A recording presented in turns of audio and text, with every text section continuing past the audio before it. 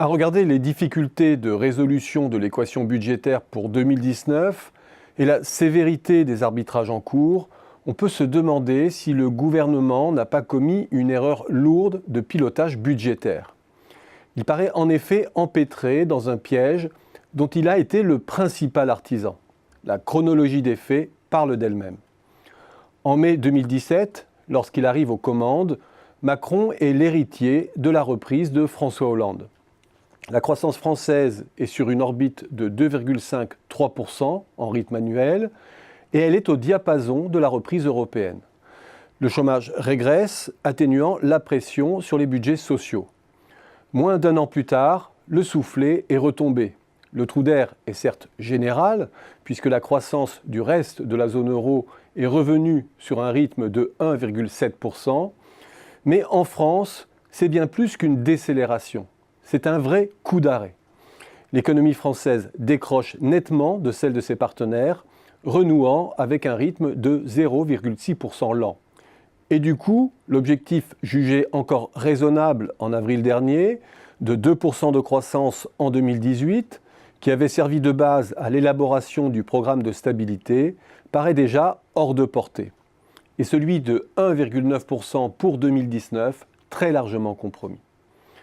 Cette désillusion sur la croissance, et donc sur les rentrées fiscales, est largement responsable des difficultés que rencontre aujourd'hui le gouvernement pour boucler son budget.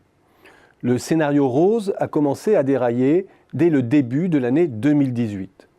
Ce scénario rose, c'était un déficit qui reviendrait sans trop de difficultés à 2,3% fin 2018. De quoi aborder avec sérénité l'épineuse question de la double facture qu'occasionne la transformation du CICE en baisse de charge. Le gouvernement pensait alors franchir l'écueil avec un rebond minime du déficit à 2,4% du PIB en 2019. Ce n'est plus ce qui se profile aujourd'hui. Sans le carburant de la reprise, le déficit pourrait dépasser 2,6% en 2018.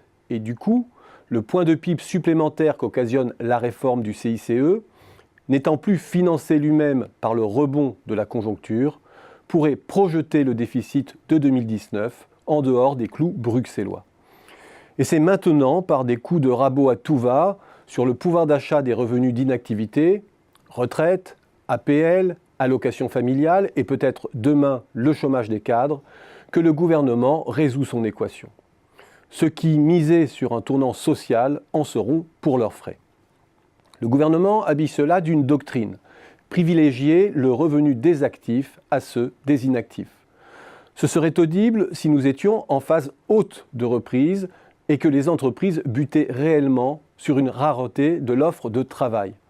Or, s'il y a bien quelques pénuries localisées de compétences, le chômage reste encore très largement expliqué par la faiblesse de l'activité et de la demande. Agir contre le chômage volontaire aujourd'hui a peu de chances donc de dynamiser l'activité et l'emploi. Malheureusement, le gouvernement est juste en train de subir et de payer le prix de ses erreurs de timing budgétaire.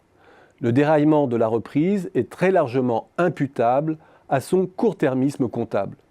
Pour financer ces mesures en faveur du patrimoine, le gouvernement a clairement arbitré en défaveur du pouvoir d'achat des bas et des moyens revenus. La hausse de la CSG a pesé pleinement et sans compensation sur les retraités dès le début de l'année. Pour les salariés, la baisse étalée des cotisations salariales jusqu'à l'automne ne fait plus qu'annuler la hausse de la CSG.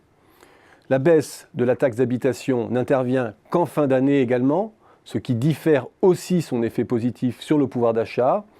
Et si l'on ajoute à cela l'alourdissement de la fiscalité indirecte, le reflux des emplois aidés, la baisse des APL, le gel du point de la fonction publique, le gouvernement a simplement cassé l'élan de la consommation. Et sur la défensive, il continue son opération de sape. Non seulement il tape sur le revenu de ceux dont la consommation est la plus réactive à l'attrition de leurs revenus, mais de surcroît, avec la retenue à la source, il diffère en fin d'année 2019 toute une série de crédits d'impôt, créant une nouvelle incertitude et de nouveaux comportements de précaution de la part des ménages. Cela ressemble bien à un cercle vicieux dont le gouvernement va avoir du mal à s'extraire. Hollande avait trop misé sur la conjoncture pour sauver son quinquennat. Macron l'a ignoré, croyant que c'était dans la poche. Et il risque d'en payer lourdement le prix.